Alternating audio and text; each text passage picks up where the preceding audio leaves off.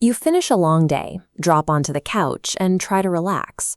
But then, a hidden biological system in your brain ignites. We assume doing nothing brings peace. Instead, your heart rate ticks up, your jaw clenches, and anxiety washes over you. This is the default mode network. It activates specifically when your attention isn't tied to a task. Once active, the DMN pulls focus from the present, pushing into the frontal lobe to obsessively replay past failures, threats, and regrets. This internal agitation is the sound of your brain's survival machinery operating without a specific assignment. The intensity of this state is reflected in the brain's metabolic math. Your brain makes up about 2% of your body mass, yet it burns 20% of your total energy. In 2001, neuroscientist Marcus Reichel used clinical imaging to measure this consumption. He discovered that when lying completely still, the brain's energy use barely drops.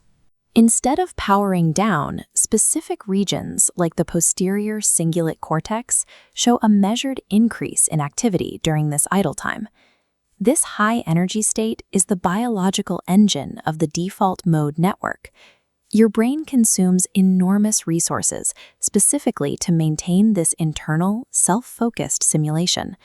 For the human brain, rest is a misnomer. When your physical body stops, your internal circuitry is actually revving toward maximum capacity. Researcher Daniel Goleman analyzed data from a massive Harvard study that tracked the real-time happiness levels of thousands of people through their smartphones. The study found a consistent correlation. Whenever the mind begins to wander, baseline happiness plummets. Because the brain is hardwired to prioritize survival, it uses idle time to scan for threats. It defaults to a loop of self-criticism and anxiety rather than pleasant memories. This is why nighttime anxiety feels so intrusive. It is not a personal failure. It is the predictable output of a biological network designed to keep you on high alert. In its default state, the brain functions as a data-driven simulator of your own worst fears. To manage this, the brain employs a biological toggle between two distinct modes of thinking. On one side is the task-positive network, or TPN. This activates when you are immersed in an external activity, like solving a puzzle or chopping a carrot, effectively shielding you from internal rumination. These two networks act like a seesaw. Your brain cannot operate both the TPN and the DMN at the same time. The pivot happens the moment your focus breaks. As the TPN shuts off, the DMN instantly floods your synapses with erratic, pulsing energy. Focus is more than a productivity tool. It is a neurological necessity that prevents the default mode network from taking over. This creates a difficult contradiction.